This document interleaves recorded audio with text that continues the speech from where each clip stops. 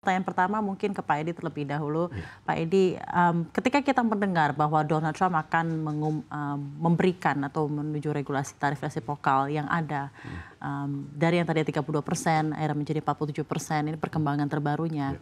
Apa yang terlintas di benak Anda untuk perdagangan Indonesia secara general?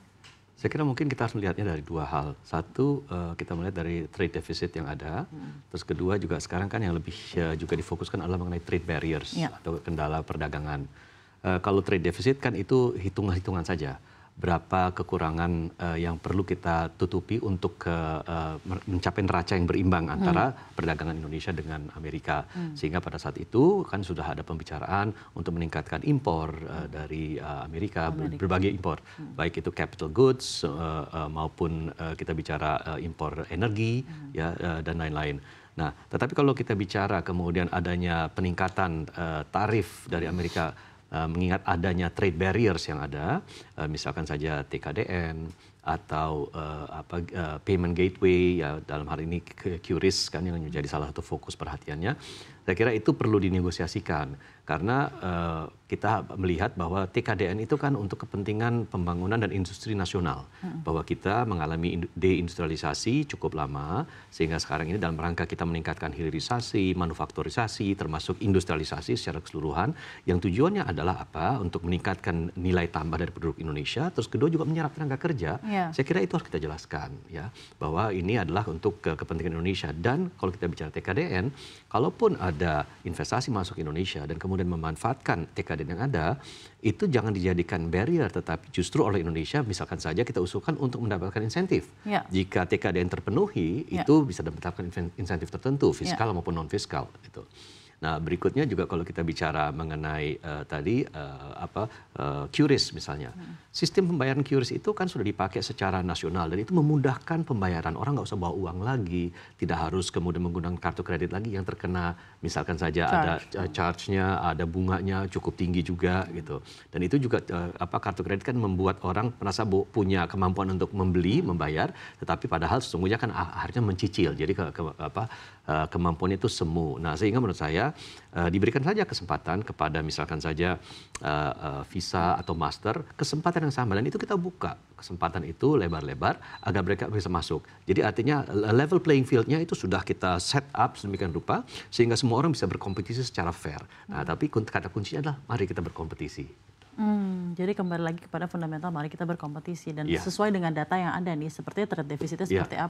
Karena Indonesia dalam hal payment gateway itu Indonesia tidak membedakan antara QRIS dengan yang lain. Yang lain mau masuk, sistem yang lain pembayaran mau masuk, dan ketika itu diterima oleh masyarakat tentu nanti akan bersaing. Dan itu akan menjadikan biayanya itu menjadi lebih ekonomis, menguntungkan masyarakat pada akhirnya. Tapi tentunya pertanyaan yang terlintas dari benak masyarakat ketika mendengar akan ada impor tambahan dari energi dari Amerika Serikat untuk menyimbangkan neraca dagang energi antara Indonesia dan Amerika Serikat saat ini. Pertanyaannya tentu ini, Pak, secara awam, apakah dengan kebijakan ini bisa menjadi solusi untuk membantu Indonesia dalam negosiasi, ataukah urgensinya seperti apa? Jadi apakah benar ini kebijakan yang tepat jika ingin menyeimbangkan neraca dagang menjadi net surplus dan net deficit gitu? Kalau misalnya hanya itu alasannya. Bagaimana kalau tanggapan dari Pak? Memang kan yang dicari oleh pemerintah Amerika saat ini adalah bagaimana negara-negara di seluruh dunia itu bisa melakukan dalam tanda petik fair trading dengan Amerika. Fair trade dari kacamata mereka adalah bahwa pembelian barang dari kedua belah pihak itu imbang. Itulah fair trade konsep mereka. Tetapi kalau kita lihat hari ini yang diperdagangkan kan tidak barang saja, tapi jasa juga. Yang justru yang besar yang diekspor oleh Amerika saat ini itu bukan sekedar itu, services. Jadi teknologi, jasa keuangan, jasa hukum, terus kemudian setiap kali software, setiap kali kalau kita membeli software atau kita membuka Netflix, itu kan adalah jasa yang diperdagangkan.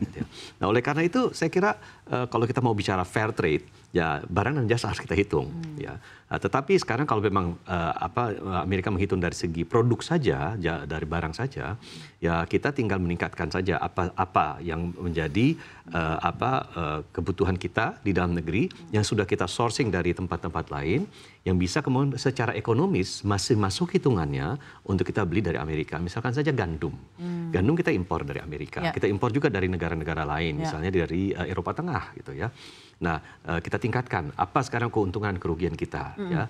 Jangan lupa bahwa dari total neraca ekspor kita itu Amerika mungkin hanya sekitar 10-12% saja nilai ekspor yang kita kita perdagangkan ke Amerika. Sehingga dari segi kepentingan ekspor itu dibandingkan negara-negara lain, saya kira mungkin perlu kita jadikan pertimbangkan. Tetapi memang tentu political impact ya dari hubungan kita dengan Amerika kan perlu dijaga ya. Jadi saya melihat bahwa hitung-hitungan sekarang kita bisa melihat di mana kita kekurangannya, katakan saja trade balance-nya itu sekarang defisit 18 miliar dolar. Ada yang mengatakan 16 miliar dolar, tetapi kalau memang kita perlu membeli lebih banyak lagi, saya kira pembelian itu harus dilakukan juga dalam konteks bahwa kalau memang kita membeli barang, harus ada juga investasi yang masuk ke kita. Gitu. Jadi jangan sekedar membeli saja, kurang lebih seperti itu. Kalau kita hari ini tadi yang disampaikan Pak Wawan, impor kita besar sekali, ya tidak saja dari Amerika, tetapi dari berbagai negara yang lain. Sebagai negara yang punya limpahan energi fosil di Indonesia, kita tetap mengimpor minyak mentah 1 juta barel per hari dari berbagai sumber. Kita mengimpor per tahunnya itu LPG kurang lebih 8,2 juta, mohon maaf 6 juta. Kebutuhan kita 8,2 juta, kita impor 6 juta kiloliter per tahunnya. Kita impor diesel, kita impor minyak tanah, kerosin, ya itu kan kita bisa lihat nanti sourcingnya apakah bisa dari Amerika. Kalau memang biaya transportnya juga tinggi, mungkin yang lebih masuk akal misalkan saja, mohon maaf, ada biaya transportasi yang perlu kita perhitungkan, sehingga mungkin lebih baik kita import peralatan perang gitu misalnya ya, yang memang Amerika sangat canggih teknologinya sehingga itu kita butuhkan. Jadi hal-hal seperti itu saya kira bisa dipertimbangkan, tetapi intinya menurut hemat kami ada baiknya jika juga Indonesia tidak hanya segera mengimpor, tapi juga mengajak investasi di kita.